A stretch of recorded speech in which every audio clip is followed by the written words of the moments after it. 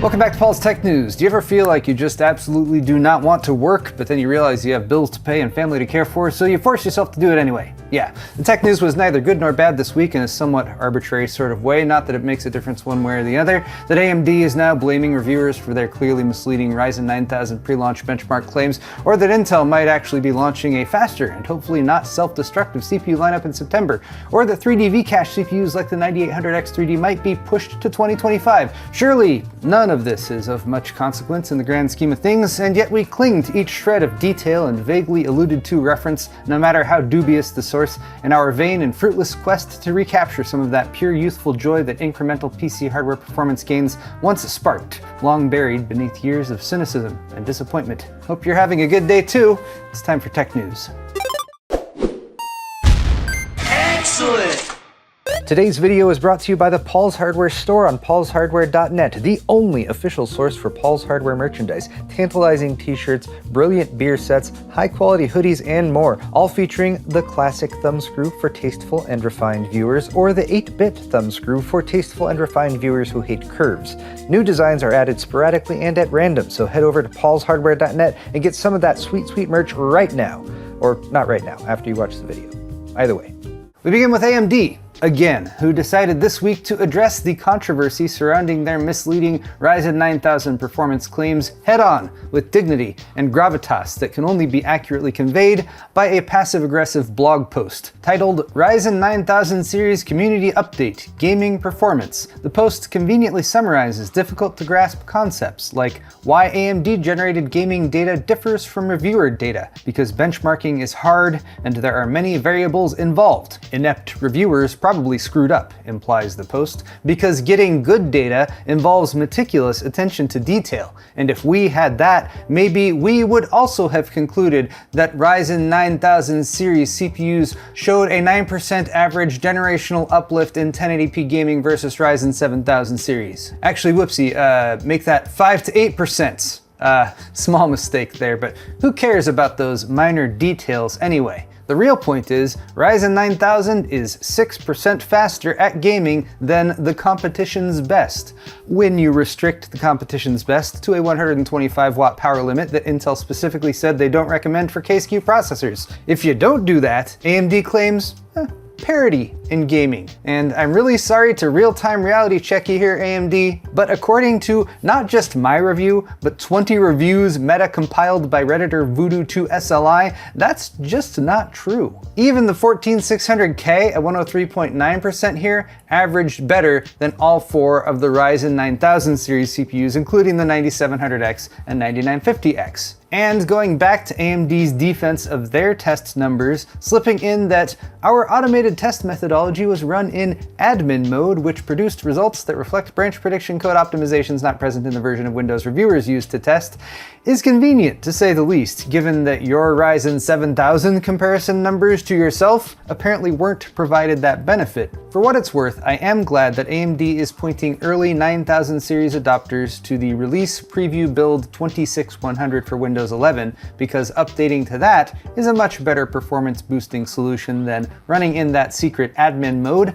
But ultimately what has people frustrated is that AMD caused this whole situation by presenting bad data in the pre-launch presentations. And if they could just move on and admit fault versus posting wishy-washy finger-pointing blog posts like this one, we could focus on other more exciting aspects of these CPUs post-launch, like how Phoronix got another 16% performance boost from the 9950X by running the super streamlined Clear Linux distro, which ironically was made by Intel. Speaking of Intel and pre-launch CPU benchmarks, new desktop CPUs codenamed Arrow Lake are expected soon, and now have a rumored launch date of September 10th. A few benchmarks have already trickled out for the new CPUs, and the most recent Geekbench entry for the stupidly named Core Ultra 9 285K shows some promising numbers, if true. It was tested on an Asus ROG Strix Z890-A gaming Wi-Fi motherboard with 64GB of DDR5 6400 memory, and the single-core score of 3449 puts it 11.7% ahead of the 14900K, as well as about a 100-point lead on the recently launched 9950X. The multi-core score of 23,024 was also 10.2% faster than the 14900K, so prospects are optimistic for this launch if Intel can pull it off as planned. The rumored October 10th launch date was floated earlier this week, and while still a rumor, it does align with the expected launch timeframe. We also now have what's supposed to be the full lineup of Core Ultra desktop parts from the Ultra 9 285K all the way down to the Ultra 5 225F. Very catchy, all these model names, very recognizable. But hopefully our branding and model name complaints will disappear in light of Arrow Lake's next-gen performance gains. Perhaps we'll find out in October. It was also rumored that AMD might rain on Intel's Arrow Lake launch parade with the timely debut of their much-anticipated Ryzen 9800X3D processor, but that seems to be not the case if we are placing all our faith in random Twitter posts as we so often do. HXL, aka @9550Pro, speculated a CES 2025 debut, and follow-ups by both One Usmus and Hassan from WCCF Tech seem to corroborate the theory. Quite a shame to see it postponed like this, except it's not being postponed since AMD never officially announced a launch date, and we are just building our own realities by hearing what we want to hear and disregarding the rest. And as the sentient collection of ferrets who run videocards.com point out, a January 2025 launch would still be closer to the launch of the non-X3D variants than either the 7000 or 5000 series that preceded it. And maybe this was planned, or maybe it's a response to recent events, but AMD does seem to have another CPU to drop before year's end. The 7600X3D, a 6-core variant of the 7800X3D that might actually be more exciting than those 9000 series parts. This is again coming from Twitter posts, so stay skeptical, but it seems like a 7600X3D would have to come in at less than $300, and so implications for high-performance budget builds are significant, GPU prices notwithstanding, of course. And now we move on to tech briefs, because time is money, and this show is all about value. The RTX 4070 relaunch with GDDR6 VRAM will be happening, although time will tell if the new variants with 20 gigabits per second VRAM versus the original 21 gigabits per second GDDR6X configuration lose much performance by comparison. Gigabyte went live a few days ago with product pages and images of a couple of their non-X 4070 options with 2-fan and 3-fan variants labeled V2, and thankfully including the term GDDR6 in the product name. Manufacturer product pages going up usually means that a launch is coming soon though, and thankfully Nvidia has at last confirmed the GDDR6 4070 via a Gamescom press release. It seems that both versions will be sold at the same time for now, and the launch date is a pretty loose September at the moment. I'll let you guys know if Nvidia gets more specific.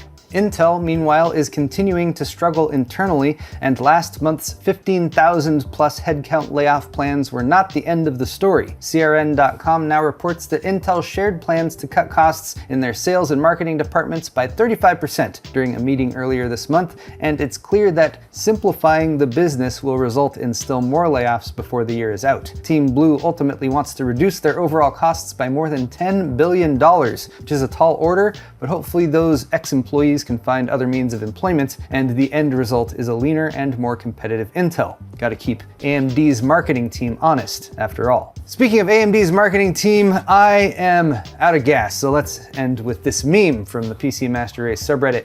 And let's remember that companies are not monolithic, and there are lots of good people working diligently and honestly at the companies who make the hardware that powers our PCs every day, and I'd like to give them a shout out. Good work, you guys. I'm sorry if the public presentation left a lot to be desired. And you know what? My apologies as well if this week's tech news was a bit rushed too. It has not been the smoothest week for me, and I'm looking forward to closing it out. So there you have it, guys. Tech news for the week, and if you liked it, click that like button. Maybe leave me a comment down below. While you're down there, all of the articles I talked about today are linked in the video's description if you're interested, and you can check out my store at paulshardware.net for high quality merchandise, t-shirts, hoodies, beer sets, and more. Subscribing to my channel is always a good call too. Thanks again, everyone. I'll be back with more next week.